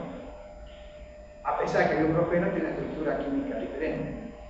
Esto es porque el mecanismo básico por el que se produce esta hipersensibilidad está relacionado con el bloqueo de la ciclooxigenasa, la derivación del ácido araquidónico por la vía de la lipoxigenasa, con generación entonces de leucotrienos. Estos leucotrienos producen edema, broncoconstricción, inflamación y serían los responsables del cuadro. Y ustedes dirán, ¿cómo saben que produce? El primer fármaco que nos dio una pista de eso fue un fármaco que se llamaba Silentón, que salió del comercio por su interacción con la warfarina y por su baja tolerancia. Este Sileutón bloqueaba la lipoxigenasa y podía mejorar este cuadro de alergia, ahora lo llamo así, por aspirina. Después, hoy en día, en el asma por aspirina, un fármaco fundamental que es el montelukast. Son fármacos que antagonizan los receptores de acetilileucotrieno y si no se unen los acetilileucotrienos, este cuadro es mejor. Por esa razón es que hoy en día tenemos la convicción que este es el mecanismo y que no debemos dar ninguna. Además, hemos visto que los pacientes tienen una cierta característica que ya en el interrogatorio podemos sospechar. Son pacientes de edad media, aproximadamente el 35% de los casos, con antecedentes de asma, públicos nasales o urticaria crónica. Si a esos pacientes se les llega a dar aspirina, ¿qué pasa? Empiezan con una rinorrea profusa, luego pueden presentar parestesia, pueden presentar angioedema, pueden con edema de laringe, pueden presentar hipotensión repentina, urticaria generalizada, ataques tipo asmatiformes con espasmo, y es generalmente, ya sea el edema glotis o la hipotensión repentina, lo que mata al paciente. El tratamiento no difiere de lo usual con adrenalina. Afuera, si no estamos en el nosocomio, lo hacemos por vía intramuscular. En nosocomio, y si estamos con una adecuada monitorización del paciente, podría utilizarse. No recomendamos la vía subcutánea por el retraso de la vasoconstricción inflamación que produce. ¿Estamos? Los pacientes alérgicos a los AINES debemos hacer que lo sepan. Y una vez más, volvemos al médico que no tiene que dejar en el aula lo que sabe. Tiene que llevarlo a la comunidad para que realmente reduzcamos este desastre que está ocurriendo en el mundo. El paciente, igual que el diabético, debe tener un medalloncito que diga alérgico a los AINES. Porque a lo mejor ustedes con todo el criterio, no lo medicado, un año, pero ese fin de semana van a la farmacia o al kiosco, y al cliente alguien le da un AINE, y se muere. Porque si no se alérgico a la cena, bueno, no hay problema. ¿Está? Ese fue lo último. Por eso digo que es muy importante que se sepa. Además, sepan que ciertos pacientes que presentan la mastocitosis sistémica, una enfermedad caracterizada por exceso de mastocitos en piel, en gastrointestinal y en otros sitios, son sensibles a la aspirina y hay que tener cuidado con ellos porque la liberación que se produce de histamina estaría vinculada con la prostaglandina D. Si llegamos a usar allí aspirina, podemos tener un shock anafilaxoide, como se llama. Además, también son sensibles a aspirina los que en los distintos alimentos pueden encontrar un colorante amarillo, que eso lo tenemos que tener bien en claro, que se llama tartrazina. En el hígado, estos fármacos muchos de ellos producen hepatotoxicidad. Y no se olviden que en general esta hepatotoxicidad la vamos a ir viendo después con cada fármaco individual, pero la presencia de una insuficiencia hepática severa donde indicaría su uso. Bueno, acá hay algunas cuestiones que hemos visto recién rápidamente.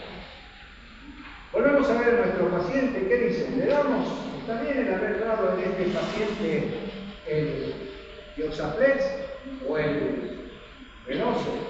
O sea, diclofenac, betametasona y Veloce. ¿Qué dicen? ¿Esto qué ocurrieron en el acá? ¿Están de acuerdo ustedes en esto? Y si no están de acuerdo, quiero que me digan por qué.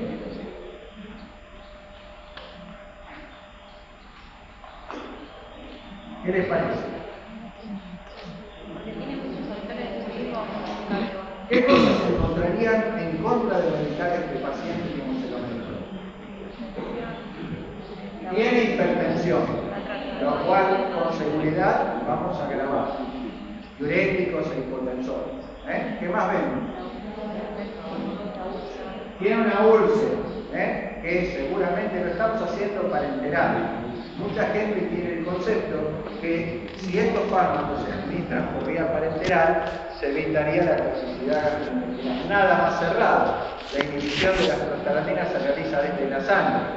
Y entonces, de esa manera, el colocarlo directamente en la sangre, ustedes se dan cuenta, aumenta la posibilidad. Muchos pacientes se mueren por hemorragia digestiva o por insuficiencia renal. ¿Está? ¿Qué más vemos? Fumador, o sea, tiene un factor de riesgo importante a nivel cardiovascular. Pero hay algo más. La edad. Este paciente tiene hasta 3 veces mayor posibilidad de sufrir, lo vimos hoy en el circulito que hicimos, de sufrir una hemorragia. Por lo tanto, esto que es un protocolo, en este paciente en particular, no puede ser utilizado. Por eso, uso racional es dar al paciente una adecuada terapéutica que tiene que ser individualizada al caso en particular. Y darnos cuenta cuándo un protocolo puede ser aplicado y cuándo no. Y para hacer eso tenemos que hacer lo menos un buen interrogatorio inicial. Porque este paciente puede terminar internado gravemente enfermo y hasta ir al hospital. Por esa razón es que yo les pido que presten mucha atención antes de utilizar una terapia protocolizada y traten de hacer lo que llamamos individualizar al paciente y no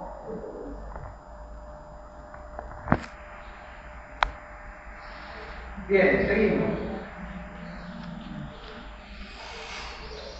Medicamentos e interacciones con los AINES. Yo quiero hablarles de las interacciones que ustedes deben recordar como cosa clave, no aquellas que no tienen trascendencia, no aquellas que son anecdóticas, sino las que se llevan la vida del paciente.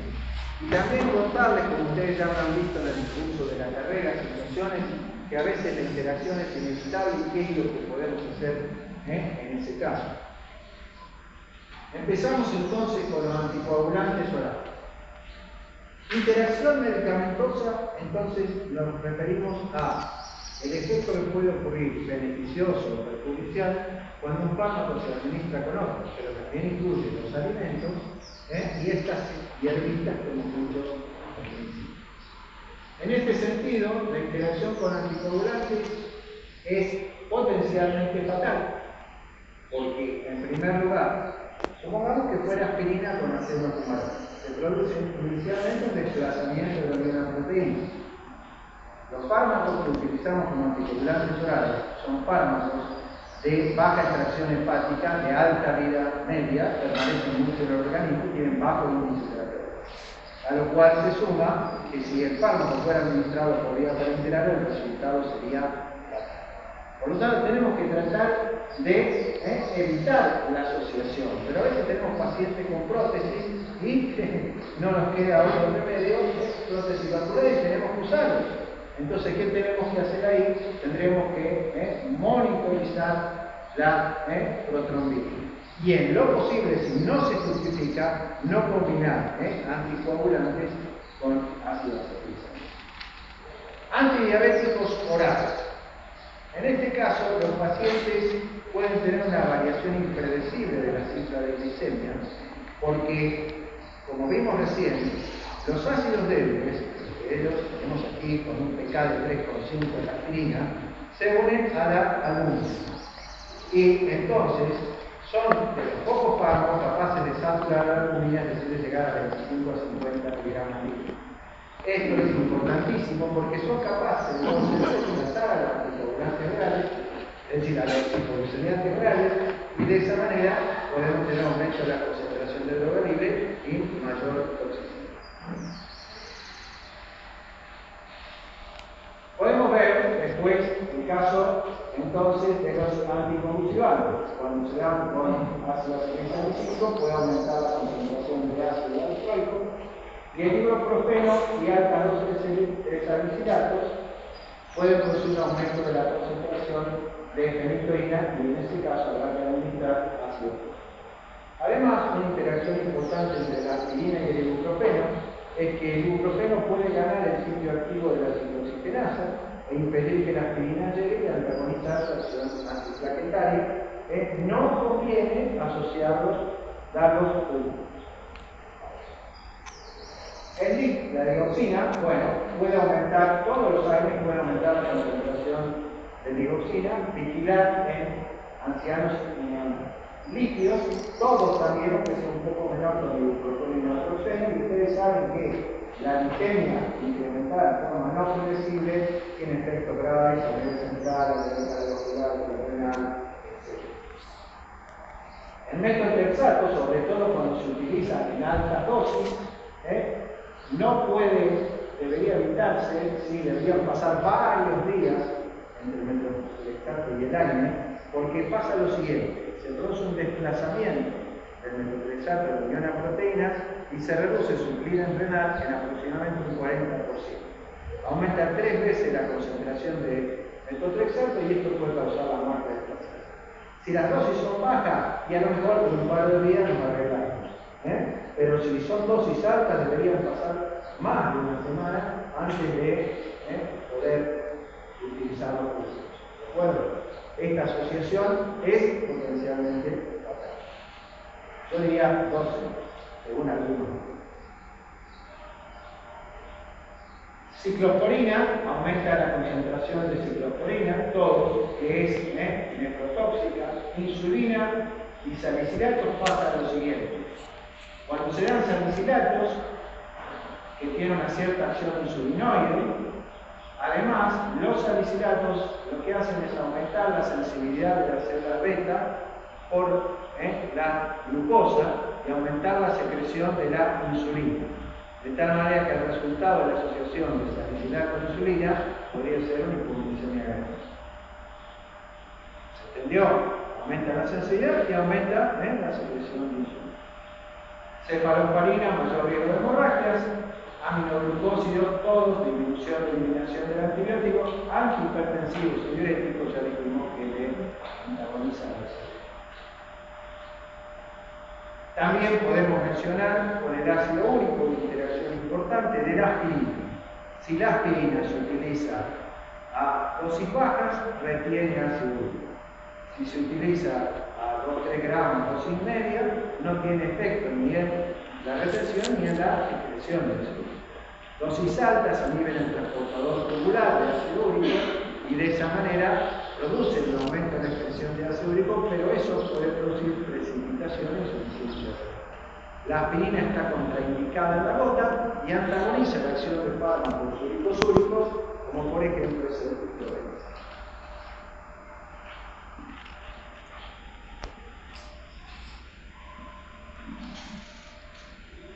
Por el tiempo que tenemos, yo quiero hablar un poco de algunos de estos fármacos y de algunas cuestiones que a lo mejor les agreguen algo a lo que ustedes ven. Una de las cosas que me parece fundamental es hablar del paracetamol. La aspirina hemos dicho bastante con todo lo que hemos dicho. Yo quisiera contarles entonces que el paracetamol o acetaminofén pertenece al grupo de fármacos derivados de la vitamina D, al que perteneció la acetanilida y la fenacetina, que ya han salido de eso. Este fármaco es un fármaco analgésico y antipirético, pero de vivísimo antiinflamatorio. O sea que si alguno dice no tiene efecto antiinflamatorio, no está siendo claro.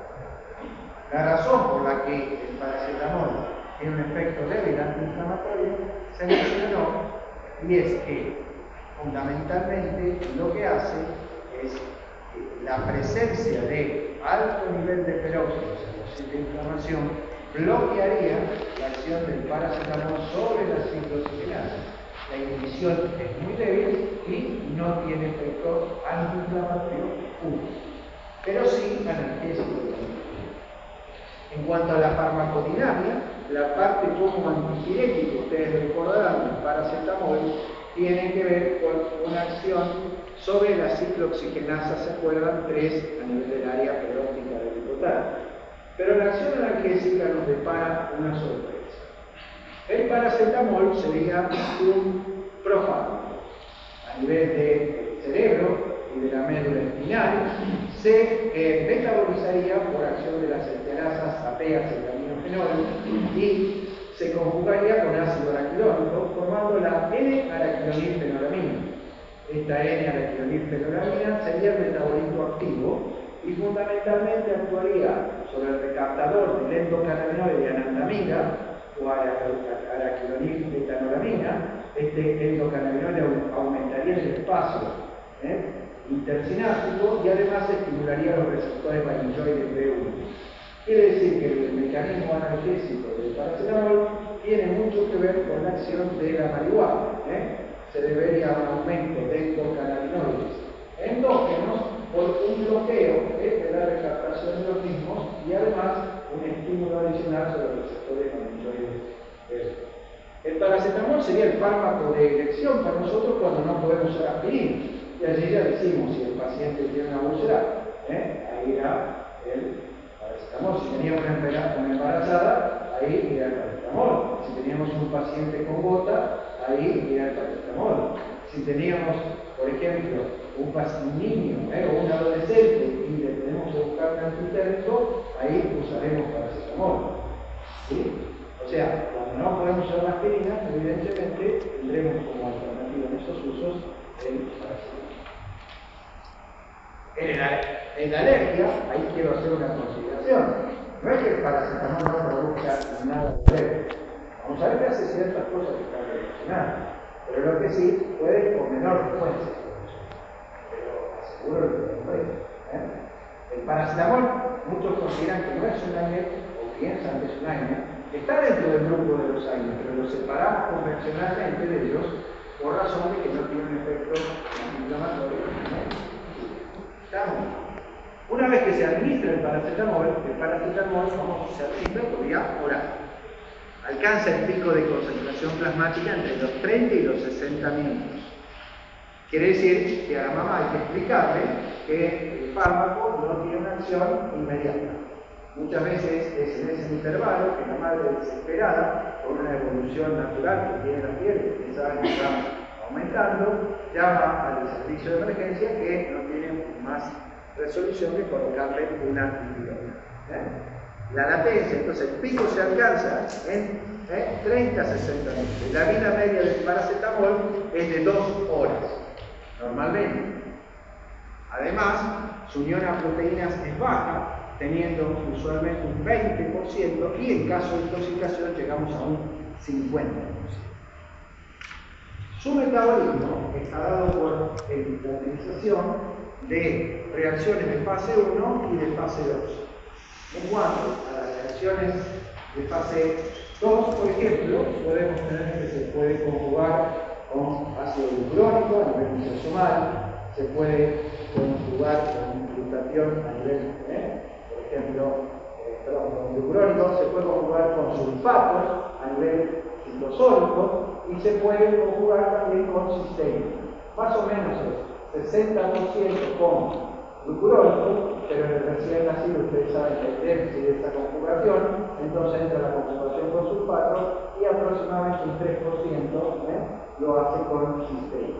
Una pequeñísima parte se oxida por dos citocromos, por la 6P, 2E1 por la 6P1A2, y genera un compuesto tóxico que se denomina N-acetilbenzotilamina.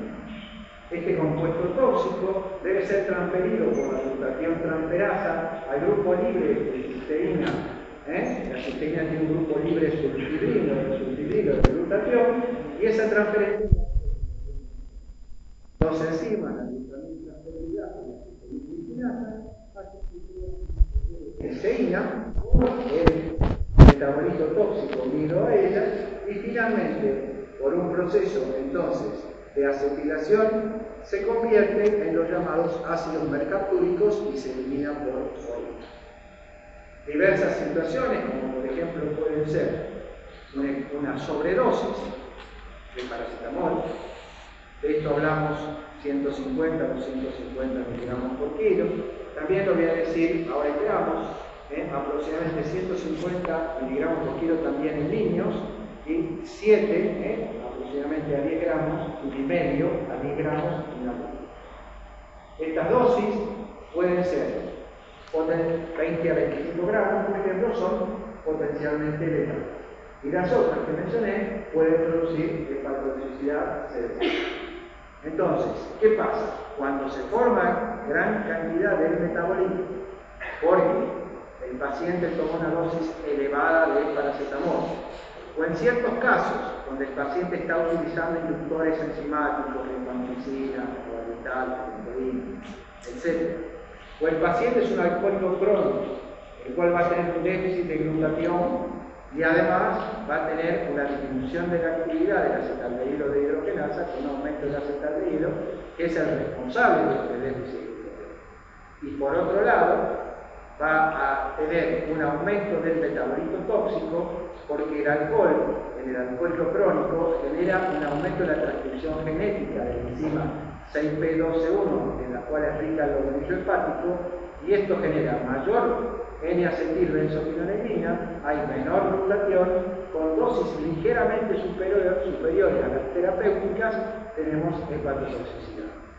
Por último, también los pacientes desnutridos, los pacientes alcohólicos y los pacientes con VIH tienen predisposición a presentar necrosis hepática por paracetamol con dosis mucho más bajas.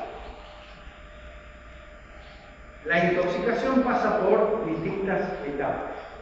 Es decir, que nosotros vamos a distinguir en el paracetamol efectos que van a depender de sobredosis, que van a ser la necrosis hepática, el coma hipoglucémico y la necrosis tubulorenal.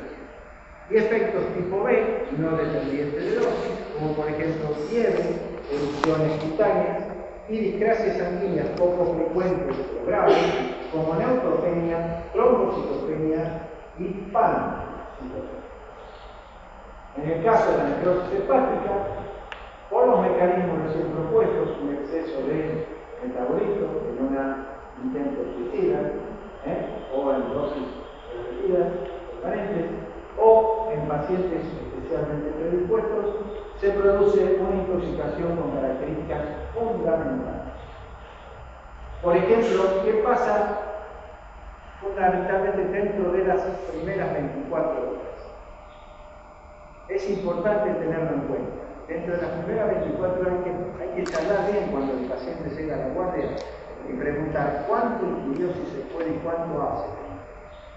Porque a lo sumo tendrá náuseas, vómitos, malestar, dolor abdominal y nada más, que no revelan la gravedad que tiene.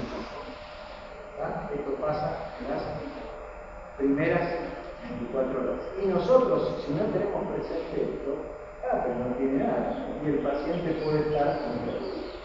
Antes de las 36 horas van a aparecer las manifestaciones de injuria hepática.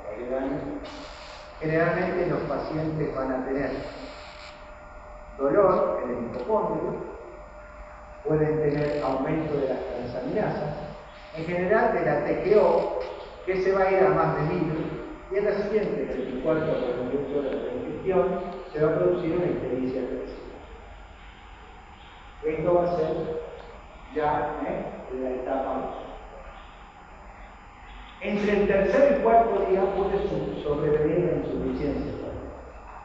En la insuficiencia hepática podemos tener manifestaciones como, por ejemplo, encefalopatía, edema cerebral, hemorragia, coma, insuficiencia renal.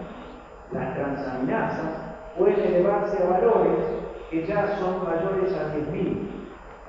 Se produce un aumento del RIN a más de 6 y se producen alteraciones metabólicas, como por ejemplo, ¿saben lo que es el RIN, verdad? ¿Sí o no? ¿Sí? Mayor de 6, no se dan cuenta con el valor normal. Y además alteraciones como acidosis metabólica, hipoglucemia e hiperglucemia. Entre el tercero y el quinto sobreviene la muerte por insuficiencia, donde a lo ya mencionado, el paciente presenta falla multiorgánica, síndrome de dificultad respiratoria del adulto, presenta encefalopatía y además coma y hemorragia. Ven ustedes lo grave que es esta intoxicación, que al principio no lo vemos, y que hay un principio fundamental. El tratamiento de esta intoxicación podrá ser útil si lo hacemos dentro de las primeras 8 horas de la ingestión. A medida que perdamos más tiempo a partir de allí, nosotros vamos a ir teniendo menor respuesta de tratamiento. Por eso quiero contarles un poco cómo hacemos el tratamiento, qué formas de tratamiento tenemos para esta intoxicación. En primer lugar, lo que hacemos es usar entonces N-acetilcisteína.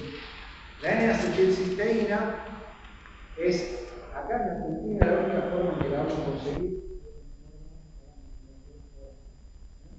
En Europa,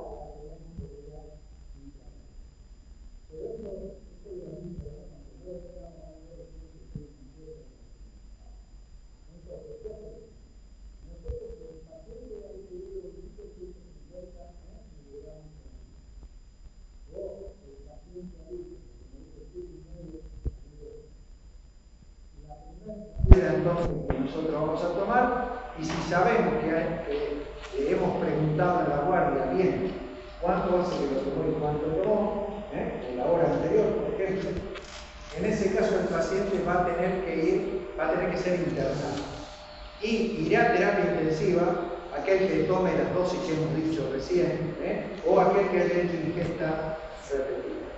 Una vez que el paciente internado en UTI, se entiende, allí al paciente, ¿qué le haremos? Primero le hacemos carbón activado 1 gramo. Este carbón activado, ustedes saben, se obtiene por pirólisis de la madera y el efecto fundamental que tiene es un efecto de absorción en superficie, no en volumen.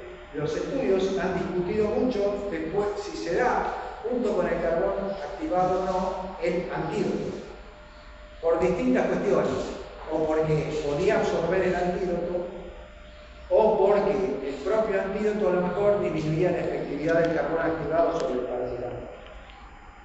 Sin embargo, lo que tenemos hasta ahora es que si hacemos carbón activado y después hacemos la acetylcisteína en general, no ha obligado a cambiar las dosis y no ha mostrado un antagonismo. Eso es lo que sabemos hoy. No justificamos muchas veces, digamos, el tema que podríamos hacer con aspirina, que por ahí sería lavado gástrico. ¿Por qué? Porque ustedes saben que tenemos un antídoto que es eficaz y que no se van a producir, permítanme la expresión, ese acúmulo grande que se produce en la aspirina, que justifica el uso del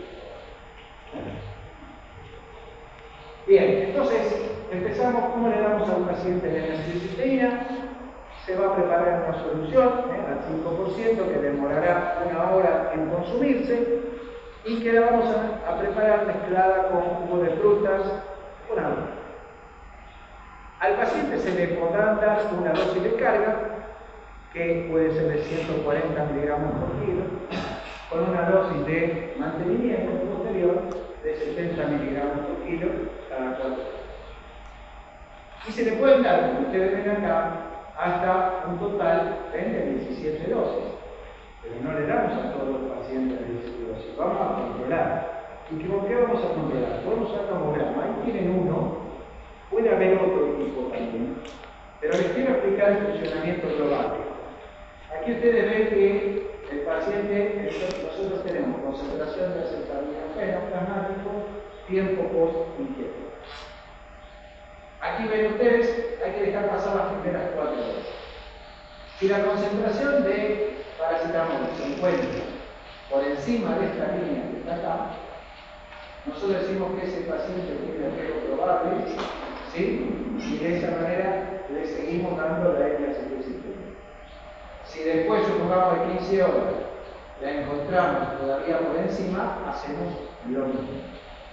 Y volvemos y seguimos dosando hasta que ambas concentraciones, por ejemplo de 120 y 30, sumamos las 4 horas y las 12 horas, digan que ya el paciente no está bien. Pero ustedes podrían decirme, sí, bueno, pero si ese paciente es un paciente predispuesto, que está con un alcohólico crónico, un paciente con inductores enzimáticos, un tuberculoso tomando rifampicina, por ejemplo, para este esquema, evidentemente no nos sirve.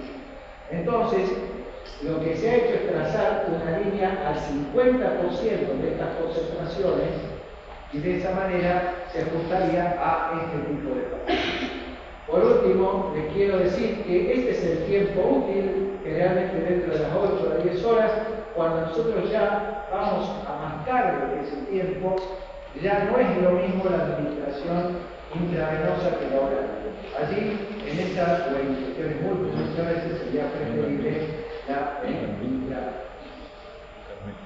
Si el paciente sigue adelante y hace la insuficiencia hepática, como ustedes saben, que se notará por cambios graves en el pH, o por alteraciones progresivas en las transaminasas, etc., que están mostrando la insuficiencia hepática, también se prolonga la vida media del compuesto, el desenlace final o es la muerte o el tratamiento.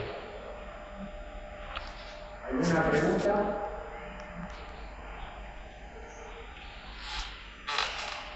Un fármaco más, el ketorolac. ¿Qué es el ketorolac? ¿Qué importancia tiene el ketorolac? ¿Y qué consecuencias ha tenido el uso? ¿Ha reemplazado en oncología, por ejemplo, al tiroxina? Primero busquémoslo. El ketorolac entonces es un analgésico. Su acción primordial, su acción más importante es como analgésico. Es moderada su acción antiinflamatoria. Y la FDA lo autorizado por vía parenteral, lo cual le da un beneficio particular. Igual que el resto de los países, comparte la propiedad de producir alteraciones, ya sea como úlceras o alteraciones en la agregación frágil. Y ha sido aprobado, por ejemplo, para el uso a nivel ocular en los usos electroembolistas. En cuanto a la cinética de este compuesto, la podemos definir así. Es decir, que es un compuesto de inicio rápido de acción, alta unión a proteínas y corta duración de acción. Por vía oral tiene una excelente biodisponibilidad de alrededor del 80% y es, digamos, metabolizado en un 90%, vamos a ver el precio, está ahí, perfecto, en un 90% y secreta por riñón sin, digamos, metabolizar solamente un 10%. Pero igual, si el paciente es un anciano o tiene una insuficiencia renal, habrá que tener cuidado con esta fracción que se secreta sin movilidad. Este fármaco entonces lo podemos administrar por distintas vías. Ustedes ven, lo podemos usar por vía oral, dosis 5 a 30, intramuscular 30 a 60 o 15 a 30 por intravenosa y también por vía sublingual. Su uso principal es reemplazar a los opioides en el tratamiento del dolor por 5 días. ¿Se acuerdan ustedes, por ejemplo, del dolor operatorio? Ha reemplazado mucho al uso de los opioides en el tratamiento del dolor por un tiempo máximo de 5 días. No se recomienda su uso en el dolor obstétrico por razones obvias. Ustedes ya vieron lo que hacen en el trabajo de parto y parto. Además de su uso entonces como analgésico, acuérdense que sus acciones inflamatorias muy moderadas, también ha sido utilizada en la conjuntivitis alérgica y en la inflamación que se produce después de la infección de la. Sus efectos indeseables son banales, en general, somnolencia, mareo y cefalea, pero cuando se ha administrado por vía parenteral en pacientes delincuentes, ancianas, etcétera, que ya vimos hoy, se ha visto falla renal aguda, lo cual es un efecto sumamente. La dipirona. La dipirona es otro de los fármacos de uso altamente extendido en nuestro mes. Automedicación, ¿verdad? De los pacientes que van, de los menores que deberían dar la dipirona, se las dan, ¿sí? O sea que esta automedicación se transforma muchas veces en autoprescripción, porque el médico lo dice una vez y la siguiente de la farmacia se la da, o el médico. Vamos a ver un poco de historia. La dipirona se prohíbe y no se comercializa en Estados Unidos desde el año 1900. Cuando Koch la aprobó, la finalidad era su uso como analgésico y antipirético, porque su efecto antiinflamatorio es debilísimo como el del paracetamol. En este caso, se decía, cuando en el tratamiento de un chico que está con fiebre, en etapa de riesgo para convulsión febril, 6 meses a 3, 15 meses a 3. Si han fallado todas las medidas que se pueden aplicar, en ese caso vamos a poder utilizar la dipirona. Y también en el caso de la fiebre del linfoma de Hodgkin. Como se era el único fármaco que se podía, por su característica solubilidad, utilizar por vía parenteral, empezó a utilizarse como analgésico y antipirético de clorofila. Y muchas veces hemos conocido que, como dije desde el principio, hay que valorar siempre la relación riesgo-beneficio. No solamente el beneficio del hecho que el fármaco pueda reducir la temperatura del paciente. Y en ese sentido, hay, fíjense, 3 problemas que tenemos que jerarquizar, pero les quiero hablar de uno en especial. Uno, con una frecuencia, como ustedes ven, la clase medular, 1 en 1 millón. Hay granulocitosis, 5 o 8 casos por millón, y con una frecuencia de 1 en 10.000, de 1 en 30.000, se ve un shock anafiláctico. Y acá dice algo muy importante, que no responde a la adrenalina.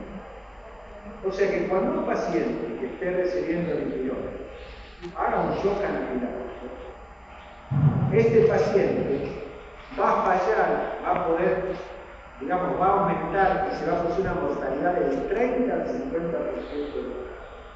Porque va a fallar el tratamiento con las medidas vasoconstrictoras o las que reponen volumen. Y les quiero contar por qué falla. Esto se conoce porque ya ubíquense un poco ya en el año 99, desde la cátedra de farmacología se pidió al laboratorio juez si había habido algún cambio en las indicaciones de la dipirona. No solo se contestó que se mantenían así y que su uso indiscriminado era un uso irracional, sino que además se contestó esto: cuando se administra la dipirona produce una vasculitis intensa por hipersensibilidad. Esta vasculitis destruye el endotelio, produce una endotelitis y no deja entonces sitio para que pueda actuar la terapia. El resultado es que hasta el 30 al 50% de los casos pueden fallecer. Por eso, no debemos preocuparnos tanto por el tema de la granulocitosis como por esto, porque tenemos un shock anafiláctico que la medida que tenemos para manejarlo va a fallar. ¿Está? En cuanto a la granulocitosis, ustedes saben, deja sin defensa de nuestro organismo, deja sin granulocitos. Y esto se manifiesta en los pacientes con fiebre, lesiones ulceronecróticas en la garganta, y esto en la época se usaba así a todos la dipirona, era criterio para pedir por lo menos un hemograma frente a una posible granulocitosis. En pediatría, algo que el laboratorio dice que no, y que en realidad no es así, que en los niños puede producir oligonuclear grado C. Así que, además de todos los otros problemas que hemos visto con los años. Por lo tanto, ¿cuál es el consejo mío en relación con todo esto que ustedes ven y la evidencia que tenemos? No es decir que no se usa dipirona porque se usa en todos lados. Grisametilco, varicina, migral. Tenemos en todos lados la dipirona y muchas veces disfrazada. Pero sería un último recurso. En situaciones en que todas las medidas usuales fallan, pero estamos en un medio donde no tenemos otra posibilidad. Pero su uso en forma de primera elección y desmedido es totalmente irracional. Bueno, esta es la terapia. Muchas gracias.